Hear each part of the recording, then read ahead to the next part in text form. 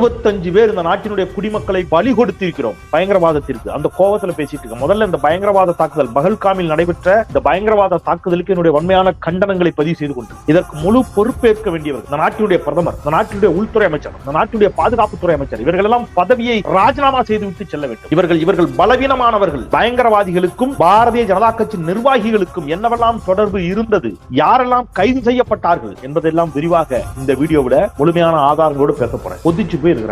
Lashkar terrorist caught was Jammu BJP's minority morcha IT cell chief. யாருங்க? Active member of BJP.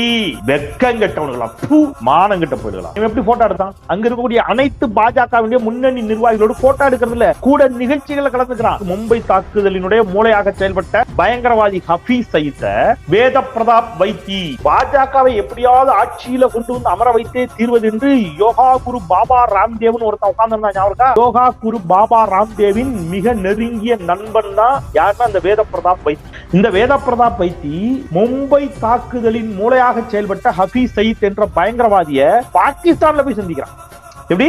Congress இதற்கு எதிராக கடும் போராட்டங்களை செய்கிறது. பாஜக வந்த பதில் என்ன தெரியுமா? அவர் ஒரு பத்திரிகையாளர் என்ற முறையில சந்திச்சாருங்க. அதுக்காக எல்லாம் நாங்க போய் ஒண்ணும் பண்ண முடியாதுன்னு. வெட்கங்கெட்டவர்களா.